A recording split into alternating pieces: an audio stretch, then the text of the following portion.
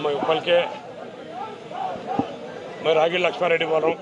उप्पल constituency का Congress party in charge बोल रहा हूँ। जो 10 दिन से इधर बारिश गिर रहा, अब स्टेट में भी तेलंगाना में पूरा बारिश गिर रहा। ये बारिश का इसमें बहुत जने मिस हो गए सो है, बहुत जने मर गए सो है, मगर अभी तक अकाउंट भी नहीं है स्टेट में क्या हो रहा, ये गवर्नमेंट क्या कर रही। ये गवर्नमेंट बोलने के वास्ते बड़े बड़े बातें बोल लेते, बाबा बोल लेता, बेटा बोल लेता। ये बीआरएस पार्टी इतना दिन से ये सीएम बनने के बाद 9 साल में कुछ गरीब लोगों के लिए करे सो कुछ भी नहीं है।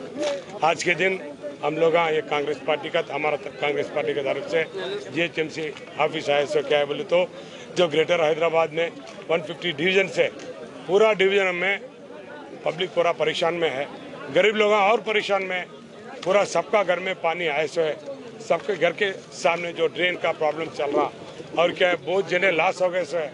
सबको ये गवर्नमेंट मदद करना, सबको रोड़ा डालना और ड्रेन का जो है ना पूरा वो पूरा ठीक करना बोल के हमारा डिमांड है।